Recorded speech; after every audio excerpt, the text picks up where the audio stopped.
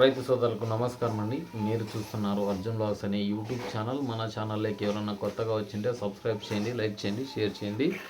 ఈరోజు వీడియో వచ్చేపాటికి లేట్ అయింది. నాకున్న పని కొద్దీ ఈరోజు పొద్దున్నే వీడియో అయితే అప్లోడ్ చేద్దాం అనుకున్నాను.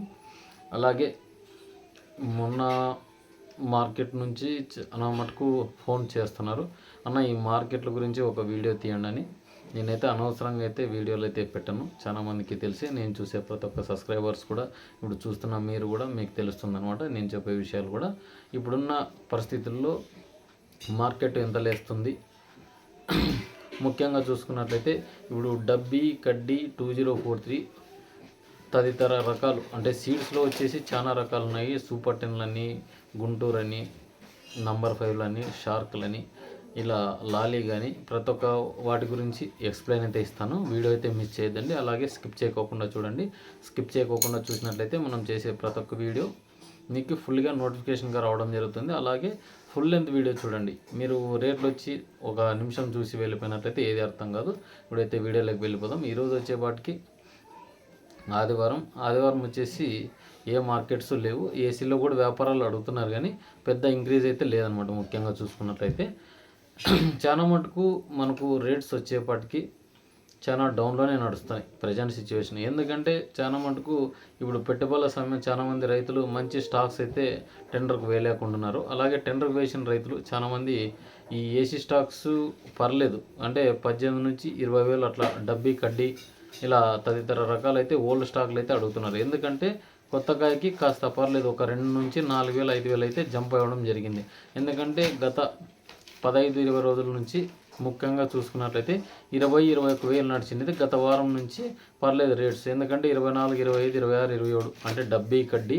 అలాగే 2043 కూడా 12,000, 11,000, 10,000 కూడా పోయిన సిచ్యువేషన్ అయితే మన నెలలో అయితే చూసాం. ముఖ్యంగా చూసుకున్నట్లయితే ఇప్పుడు వచ్చేపాటికి పర్లేదు 14 నుంచి 15,000 ఏసీ స్టాక్సే కొంటున్నారు.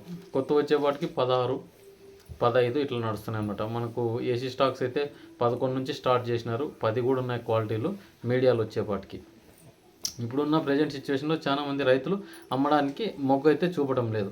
ఎందుకంటే ప్రతి ఒక్కరూ ఇంకా రేట్ వస్తుందేమో అని చాలామంది అయితే ఎదురు చూస్తున్నారు. మనకు కొత్త కాయకి పెరిగితేనే రేట్స్ పెరుగుతాయని నేను గత నెలలో కూడా ఈ పోయిన నెలలో కూడా మనం చెప్పుకున్నాం. ముఖ్యంగా చూసుకున్నట్లయితే ఎందుకంటే రేటు కొత్త దానికి వచ్చిందంటే దీనికి కూడా కాస్త తక్కువగానే పెంచుతున్నారు అనమాట. 1,500, 1,500 ఇలా పెంచుకుంటూ పోవడం జరిగిందనమాట. ఇక చూసుకున్నట్లయితే ప్రజెంట్ సిచ్యువేషన్లో ఇప్పుడు చాలామంది బళ్ళారి నుంచి కూడా చాలామంది సరుకు అయితే తీసుకెళ్తున్నారు. చాలామంది నంద్యాల అంటే ఏసీలో బాగలేని రైతులందరూ ఇక్కడ తీసుకెళ్ళి మళ్ళీ ఏసీల్లో ఖాళీ అయిన రైతులు అంటే మంచి కండిషన్ ఉండే ఏసీల్లో అయితే మళ్ళీ కాయలు పెడుతున్నారు. చాలామంది ఏమైనాయంటే ఒక కలర్ నుంచి ఇంకొక కలర్కి అప్గ్రేడ్ అయినాయి. ఎందుకంటే చాలామంది ఈ నాణ్యత లేని సరుకు అంటే మంచి సరుకే అక్కడ ఏసీలో పెట్టింటారు, కలర్ డిమ్ అయింటాయి. అవన్నీ తీసుకొచ్చి మళ్ళీ ఏసీకి అంటే రైతుకు తలకు మించిన భారం అయిపోయింది. ఎందుకంటే గత 9-10 నెలల నుంచి అంటే ఆల్మోస్ట్ ఈ ఇయర్ ఎండింగ్ అయితే ఉన్నాము. మళ్ళీ స్టాక్స్ వచ్చేపాటికి మనకి చూసుకునేపాటికి మనకు ఒక్కొక్కటి ఒక్కో రేట్స్గా పోతున్నాయి. చాలామంది ఏం చేస్తున్నారంటే ఏసీల్లో తీసుకొని వచ్చి అక్కడికి వేస్తున్నారు. అయిన తర్వాత ఇక్కడ 20,000 అడిగినారు అనుకోండి, అక్కడ పోయేకి 15, 16కి అడుగుతున్నారు. ఎందుకంటే అక్కడికి పోయేవాటికి కలర్ అనేది షేడ్ అవుతుంది కలర్. ఎందుకంటే ఏసీలోంచి బయటకు వచ్చిన వెంటనే కలర్ అనేది డిమ్గా కనపడుతుంది. ఎందుకంటే పెట్టినప్పుడు మనకు కూల్ వాతావరణం ఉంటుంది. ఒక్కొక్కరు ఏసీ మెయింటైన్ చేసేదాన్ని బట్టి ఉంటుంది. ఇకపోతే గిన రేట్స్ ఈ నెలలో చూద్దామా అంటే గిన ఈ నెలలో కాస్త స్టడీగానే నడుస్తుంది. ఇక ఈ వారం అంతా అట్లనే నడిచింది. ఎందుకంటే సోమవారం నుంచి మనం ఆల్మోస్ట్ ఆల్ చూసుకున్నట్లయితే 14,000 కాటు నుంచి డబ్బీ కడ్డీ 2043 అయితే 8,000 కాటు నుంచి 15 వరకు నొక్కొని వచ్చినాయి. ఇప్పటికైతే ప్రజెంట్ సిచ్యువేషన్లో ఎవరన్నా అమ్మదలుచుకున్న రైతులు ఉంటే అమ్మేసుకునే 2043. ఇక సీడు 5531 ఈ ఆర్మూరు ఇవన్నీ చూసుకున్నట్లయితే పర్లేదు. మనకు మొన్న మార్కెట్లో అయితే 6 నుంచి 8,000, 9,000 వరకే వేసినారు. ఇప్పుడు వచ్చేపాటికి 10 అయితే క్రాస్ చేసింది. ఎందుకంటే కొత్త స్టాక్స్కి రేటు పడుతున్నాయి కాబట్టి దీన్ని కూడా 1,000, 2,000 అట్లా చేసుకున్నారు అనమాట. ఎందుకంటే స్టాక్స్ని బట్టి కొంటున్నారు. అదే మనం మాట్లాడుకుంది అనమాట. ఎందుకంటే నవంబర్ నుంచి స్టార్ట్ అవుతాయి కొత్త కాయలు. అప్పటి నుంచి చూడండి ఎవరైనా అమ్ముకోవాలనుకుంటే అక్టోబర్ ఎండింగ్లోనే అమ్ముకోండి అని కూడా చెప్పడం జరిగింది. ఇప్పుడు అవే రేట్స్ అయితే లభిస్తున్నాయి కొత్త వాటికి అయితే. పాత వాటికి అలాగే 20 లోపలే నడుస్తున్నాయి. డబ్బీ కడ్డీ, డబల్ డిగ్ కానీ ముఖ్యంగా లావు రకాల్లో. ఇక డీడీలు 355 నంబర్ 5 వీళ్ళున్న రైతులు చాలా మటుకు మీకు మంచి రేటు అంటే 11,000 అట్లా అడుగుతున్నారంటే ఇచ్చేసుకోండి. ఎందుకంటే మళ్ళీ జనవరి నుంచి మామూలుగా డ్రై కాయలు అయితే రావబోతున్నాయి అనమాట. ఎందుకంటే ఈ నెల ఎండింగ్ నుంచి మనకు సీడ్స్ అనేవి అక్కడ కటింగ్ అయితే పడుతున్నాయి. తేజ రకాలు కూడా మనకు పండుగ ఆరబెట్టడం జరుగుతుందన్నమాట. ఇప్పుడు చాలా మటుకు ఎక్కువ మత్స్య శాతం అయితే చూస్తున్నాం. ఇప్పుడు గత 4 రోజుల నుంచి భారీ వర్షాలు అయితే కురుస్తున్నాయి. అలాగే చూసుకున్నట్లయితే ఈ భారీ వర్షాలకు మత్స్య పడే అవకాశం అయితే ఏర్పడుతుంది. ఈ చలి మంచి ప్రభావం ఉన్నప్పుడు ఫంగసైడ్ కానీ మనకు ఈ కాయకుళ్ళు కాయ మచ్చ ఏర్పడుతుందన్నమాట. ఎందుకంటే ఈ శిలీంద్రనాశుల వల్ల మనకు కాయలు మచ్చలుగా ఏర్పడడానికి అవకాశం అయితే ఉంటుందన్నమాట. ముఖ్యంగా చూసుకున్నట్లయితే ఒక్కొక్కటి ఒక్కో రకంగా మనము గ్యాదర్ చేసుకుంటూ పోవాలి ఇన్ఫర్మేషన్ అనేది. ఎందుకంటే ఒక రేట్ వచ్చినప్పుడు మనం అమ్ముకోకపోవడం, ఒక రేటు వచ్చిన తర్వాత ఇంకా చూద్దాంలే అన్నట్లు చాలామంది ఫస్ట్ 10,000కి టార్గెట్ పెట్టుకుంటారు అనుకోండి. సీడ్ రకాలు నేను చెప్పేది, ఒక రైతు 10,000కి అమ్మాలనుకునే సరికి 11,000 అక్కడికి అనుకోండి. మళ్ళీ ఆయన ఏం చేస్తారంటే 13,000 ఆశ పెట్టుకుంటాడు ఇప్పుడున్న సిచ్యువేషన్. ఎందుకంటే మేబీ పెరిగే ఛాన్సెస్ అయితే తక్కువగానే ఉన్నాయి ఈ ఇయర్ కూడా. ఎందుకంటే ఓల్డ్ స్టాక్లు అయితే ఉన్నాయి కానీ ఇప్పుడు కొత్త వాటికి పెరగడం వల్ల కాస్త పర్లేదు. దీనికి కూడా 1,000-2,000 అయితే జంప్ అవుతుంది. అక్కడ కొనుగోలుదారులు అడుగుతున్నారు అనమాట. ఎందుకంటే వాళ్ళకి ఈ సీజన్ అయితే స్టార్ట్ అవుతుంది. ఇవి డ్రై కాబట్టి డ్రై వాటి మీద పన్నారనమాట. ముఖ్యంగా చూసుకున్నట్లయితే ఇప్పుడున్న సిచ్యువేషన్లోన మనకి ఈ డబ్బీ కడ్డీ ఎవరన్నా కానీ ఏసీ స్టాకులు 20 నుంచి 22 అడుగుతున్నారంటే వదిలేసుకోవచ్చు. మంచి క్వాలిటీలు ఉండేవి ఉన్నాయి. ఎందుకంటే చాలామంది చాలా అవస్థలు పడి మంచిగా క్వాలిటీ కూడా తీసుకొచ్చిన రైతులు కూడా ఉన్నారు. ఏసీస్ సరిగ్గా లేవన్నమాట. రైతులు అనే ఇబ్బంది లేదు. ఏసీలు సరిగ్గా లేవు. ఒక్కొక్కరివి ఒక్కో విధంగా మనకు డ్రై పెట్టిన రైతులు ఉన్నారు, డ్రై పెట్టుకోకుండా రైతులు ఉన్నారు. వాటందరూ ఇన్ఫర్మేషన్ గ్యాదర్ చేసి వాళ్ళని మళ్ళీ రీప్యాకింగ్ చేసిన రైతులు అయితే మంచి కండిషన్లో ఉన్నాయి. ఇవి కూడా మనం అర్థం చేసుకోవాలి. ఎందుకంటే వాళ్ళది 20,000 పోయింది, నాది 15,000 పోయిందంటే మనం పెట్టిన ఏసీలు, మనం వేసుకున్న నెమ్ము శాతం, మనం వేసుకున్న అంటే మనము కాయలు ఎంత షైనింగ్లో పెట్టినాము, వాటర్ ఎంత వేసుకున్నామని కూడా ఫస్ట్ గ్యాదర్ చేసుకోవాలి. ఇంకా పోతేగిన మనకు ఈ 5531లు కడ్డీలు అంటే 6263 ఎలైట్ 466 ఇలాంటి రకాలు వేసిన రైతులు కూడా ఉన్నారు. ఎందుకంటే చాలామంది పోయినసారి ఈ రేట్లు పెరగడం వల్ల మార్చి నెలలో మనకు అంటే పోయినసారి మార్చి నెలలో అంటే 2023 2022లో కూడా మంచి రేట్స్ అయితే లభించినాయి, లేదంటం లేదు. ఈ 2024కి ఎంత డౌన్ అయిందంటే మార్కెట్ చెప్పలేనంత డౌన్ అయింది. ఎందుకంటే 40,000 డబ్బీ కడ్డీ నడిచిన ఇప్పుడు వచ్చేపాటికి మనకి 20 వస్తే 22 వస్తే వదిలేస్తామన్న స్థితికి అయితే రావడం జరిగింది. పెట్టుబడులు కూడా న్యాయం చేయలేని పరిస్థితి. ఎందుకంటే పోయినసారి మనకు 6,60,000 ఎకరాలు అయితే మనకు చాలా మటుకు అంటే 6,60,000 ఎకరాలు అయితే సాగు అయింది. ఈ సంవత్సరం వచ్చేపాటికి ఒక 4,00,000 ఎకరాలు అయితే సాగులో ఉంది నాకు తెలిసిన ఇన్ఫర్మేషన్.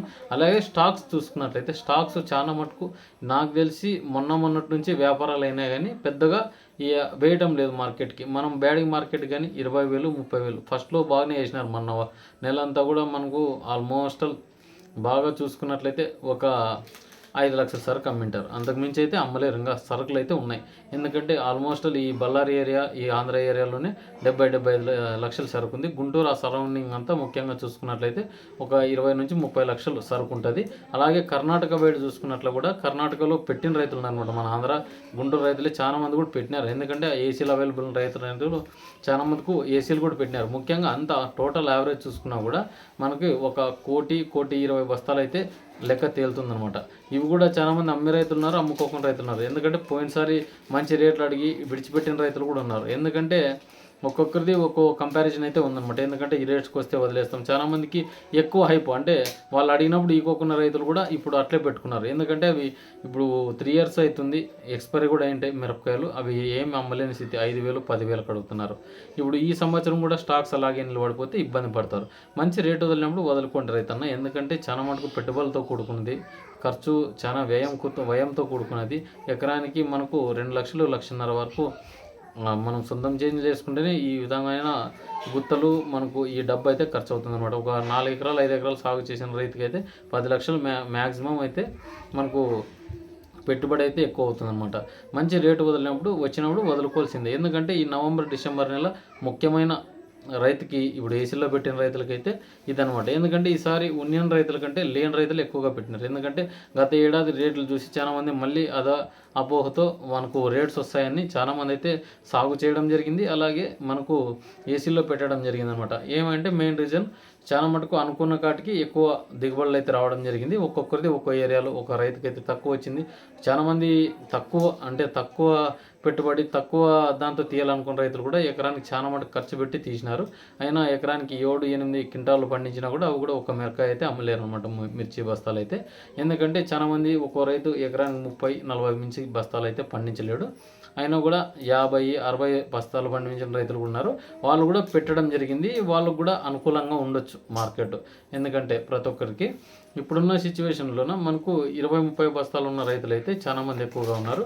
వాళ్ళు మంచి రేట్ వస్తే వదిలేసుకోండి. చాలామంది రైతులు అమ్మాలనుకుంటే కన్నా జనవరి ఎండింగ్లో చూసుకోవాల్సి వస్తుంది అనమాట. ఎందుకంటే అప్పుడు డ్రై ఉండకాయ అయితే మనకు అవైలబుల్లో ఉంటుంది. అప్పుడు ఏదైనా కానీ రేట్స్ చూసుకోవడానికి అనుకూలంగా ఉంటుంది. ఇప్పుడు ఎందుకంటే చాలా మటుకు నెమ్ము శాతం అంటే వాతావరణం అనుకూలించడం లేదు.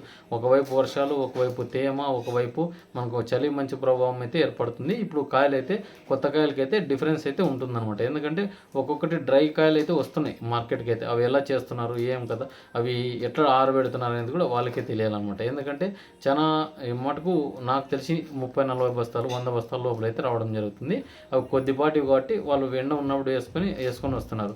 మనకు డ్రై కాయలు వచ్చేది జనవరి ఎండింగ్ నుంచి రాబోతాయి అనమాట. ఎందుకంటే మనకు సంక్రాంతి తర్వాత నుంచి వర్షాలు అయితే తగ్గుతాయి కదా, ఆ 10-15 రోజుల నుంచి కటింగ్ అయితే పెట్టుకుంటారు అనమాట. ఇదండి ఈ ఇన్ఫర్మేషన్. మీకు వీడియో కింద నచ్చింటే మన ఛానల్ను సబ్స్క్రైబ్ చేయండి, లైక్ చేయండి, షేర్ చేయండి. ఉంటాను మరి మరొక వీడియోతో. మీ అర్జున్.